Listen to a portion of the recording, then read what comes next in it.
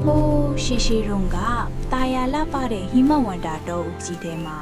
ရွှေရောင်စင်းနဲ့တူတဲ့လူငယ်လေးတစ်ယောက်ရှိခဲ့ပါတယ်။သူ့နာမည်ကတော့သူဝနတာမပါတယ်။တာမလေးဟာတော်ထရစ်ဆန်လေးတွေအပေါ်တိတ်ကိုကျင်နာတတ်သူမို့တမိန်လေးတွေကအစရင်းပါပြီးမိဆွေဖွဲ့နေကြတဲ့။ဒါရင်မကပါဘူး။တာမဟာမျက်စိမမြင်ရှာတော့တဲ့မိဘနှစ်ပါးကိုနေ့စဉ်မပြတ်ဖြူစုလူကျွေးနေရင်တားလီမလေးတူးလေးဖြစ်ပါတယ်။ သူဝနတာမဟာရေခတ်သွားရင်တမိမှာတော့ဗာရာဏသီပြည်ရှင်ဘရင်ပီလီယခဟာ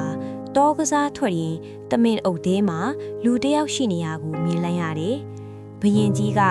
ဒါလူလားနတ်လားဆိုပြီးစမ်းသပ်ချင်းစိတ်ပေါ်လာခဲ့တယ်။ဒါနဲ့ဒူးလေးကိုတင်တင်ဆွဲချိန်ရွယ်ပြီးပြစ်ခွင်းလိုက်ပါတော့တယ်။ရွှေကနေမြေတန်းနဲ့အတူရက်ဆက်တဲ့မြားတစ်စင်းဟာမေတ္တာရှင်တာမရဲ့ရင်ဘတ်ကိုဖောက်ဝင်သွားပါတော့တယ်။ အမားကိုတီးလိုက်ရတဲ့အချင်း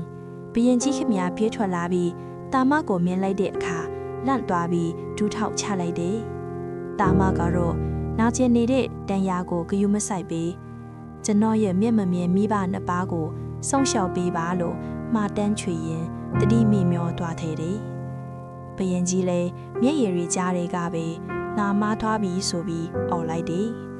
ပြီးတာနဲ့တာမရဲ့ခန္ဓာကိုယ်ကိုပွေ့ချီပြီး မိဘတွေရှိရာကျောင်းတင်ခန်းစီကိုအပြေးသွားပါတော့တယ်။မိဘနှစ်ပါးရှေ့မှရောက်တဲ့အခါ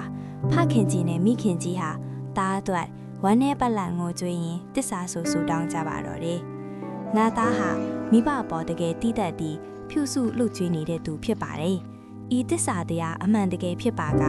ဤအစိတ်များတိုင်ရာချက်ချင်းပျောက်ကင်းပါစေလို့ဆုတောင်းလိုက်ကြတယ်။တကယ်အံ့ဩစရာကောင်းလိုက်တာနော်။ မိဘနှစ်ပါးရဲ့စစ်မှန်တဲ့မေတ္တာနဲ့သစ္စာရဲ့တကူကြောင့်တာမဟာအကောင်းပကတိပြန်ဖြစ်လာတယ်လို့မိဘနှစ်ပါးရဲ့မျက်လုံးနှစ်စုံဟာအလင်းပြန်ရလာခဲ့ပါတယ်။အားလုံးပဲပြန်လည်ဆုံစည်းပြီးပျော်ရွှင်စရာမိသားစုလေးဖြစ်နေဇလန်းလေးအဆုံးသတ်သွားခဲ့ပါတော့တယ်။